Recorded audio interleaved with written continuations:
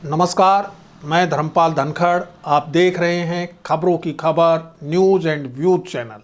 आज की इस खास पेशकश में हम चर्चा करेंगे हिमाचल के बनते बिगड़ते चुनावी समीकरणों की। हिमाचल प्रदेश विधानसभा चुनाव की रणभेरी बज चुकी है। कांग्रेस, बीजेपी, सीपीएम और आम आदमी पार्टी समेत सभी पार्टियों ने अपने महारथियों को चुनाव मैदान में उतार दिया है। हिमाचल प्रदेश के मतदाता राजनीतिक तौर पर ज़्यादा सजग हैं। अपने वादों पर खरा नहीं उतरने वाली पार्टी को अगले चुनाव में सत्ता से बेदखल कर देते हैं। 1985 के बाद हुए सभी 8 विधानसभा चुनावों में प्रदेश के मतदाताओं ने सत्तारूढ़ पार्टी को पटकनी देकर अपनी नाराजगी का खुलकर इजहार किया है। यहाँ परंपरागत रूप से मुख्य मुकाबला कांग्रेस और भाजपा में ही होता है। इस बार आम आदमी पार्टी प्रदेश के राजनीतिक समीकरण बदलने की कोशिश कर रही है। इसी साल हुए पंजाब विधानसभा के चुनाव में अभूतपूर्व सफलता मिलने से पार्टी नेताओं के हौसले बुलंद हैं। अरविंद केजरीवाल का अच्छे स्कूल और अच्छे अस्पतालों का वादा लोगों को लुभा भी रहा है, लेकिन चुनाव के ठीक पहले कई नेताओं के दल बदलने से पार्टी को करारा झटका लगा है। प्रदेश की राजनीति के जानकारों का मानना है कि चुनाव में मुख्य मुकाबला कांग्रेस और भाजपा के बीच ही होगा। आम आदमी पार्टी कोई करिश्मा कर पाएगी, इसकी संभावना कम है। अब 2017 के विधानसभा चुनाव के परिणामों के जरिए हालात को समझने की कोशिश करते हैं। इस चुनाव में कुल 68 सीटों में से बीजेपी को 44, कांग्रेस को 21, सीपीएम को 1 और अन्य को 2 सीटें मिली थी। 68 में से 34 यानी आधी सीटों पर काफ़ी करीबी मुकाबला रहा था। जीत और हार का अंतर 5000 वोटों से कम रहा। इनमें से 20 सीटों पर हार जीत का अंतर 3000 से कम वोटों का रहा और 6 सीटों पर तो यह अंतर 1000 से भी कम वोटों का रहा।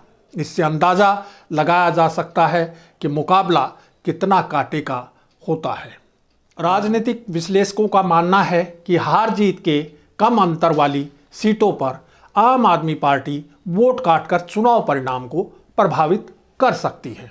यानी कुल मिलाकर वोट कटुआ पार्टी की भूमिका में आप होगी। दूसरी तरफ कांग्रेस 40 साल में पहली बार पूर्व मुख्यमंत्री वीरभद्र सिंह के बिना चुनाव मैदान में है। हालांकि पार्टी की कमान सांसद प्रतिभा वीरभद्र सिंह ही संभाल रही हैं। पार्टी संगठन की पकड़ भी मतदाताओं में खासी है। इसके साथ ही लोगों में जयराम सरकार के प्रति नाराजगी का फायदा भी उसे मिलेगा। सरकारी कर्मचारियों की पुरानी पेंशन बहाली के वादे का लाभ भी उसे मिलने की उम्मीद है। वहीं भारतीय जनता पार्टी का दावा है कि प्रदेश में पिछले 35 साल से हर चुनाव में सत्ता बदलने का सिलसिला इस बार खत्म हो जाएगा। मुख्यमंत्री जयराम ठाकुर का कार्यकाल बेशक निर्विवाद रहा है, लेकिन विभिन्न कारणों से जनता में खासी नाराजगी है। ऐसे में भाजपा को मोदी मैजिक का ही सहारा है। प्रदेश सरकार की पिछले 5 साल में एक भी ऐसी उपलब्धि नहीं है जिसे बताकर वोट मांगी जा सके। प्रदेश की जनता के कई बड़े मुद्दे हैं जो चुनाव को प्रभावित करेंगे। सबसे बड़ा मुद्दा है बेरोजगारी। राज्य में 8.5 लाख से ज़्यादा युवा बेरोजगार हैं।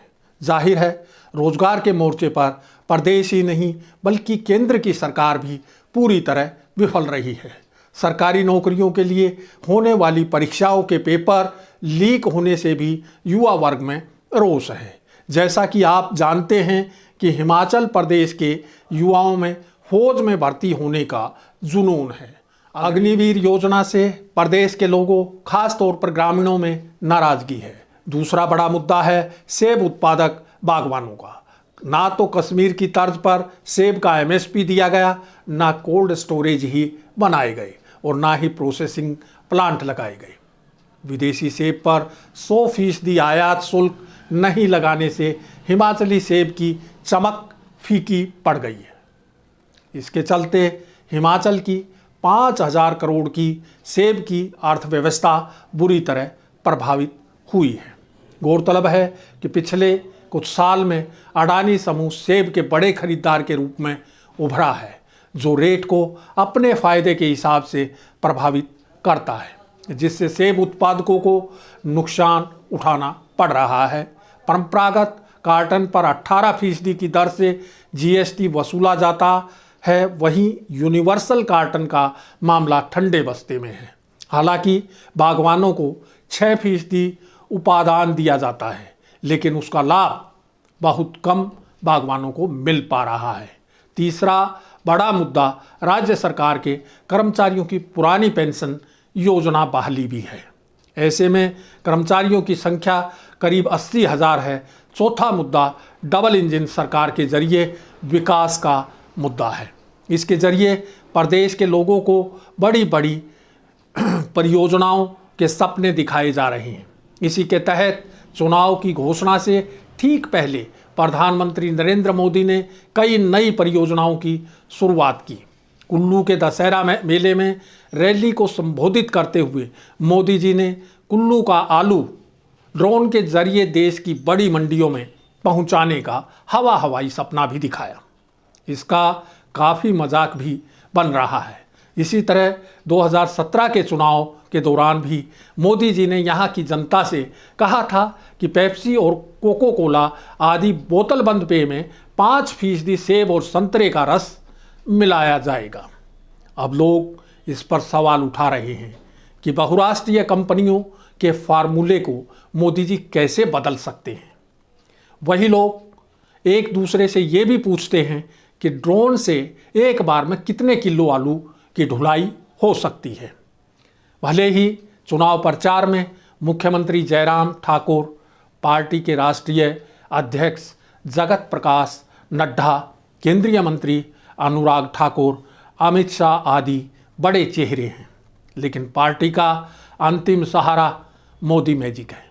अब ये देखने वाली बात है कि एक बार फिर चुनाव में मोदी मैजिक कमाल दिखाएगा या एंटी इनकम्बेंसी के चलते मतदाता 3.5 दशक पुरानी परंपरा निभाते हुए अपने आक्रोश का इजहार करेगा, या फिर आप वोटरों को लुभा पाएगी। इसका पता तो वोटों की गिनती के बाद ही चल पाएगा। लेकिन भाजपा की लगातार दूसरी बार सत्ता पर काबिज होने की राह आसान नहीं होगी। समय हो चला है अब आपसे विदा लेने का।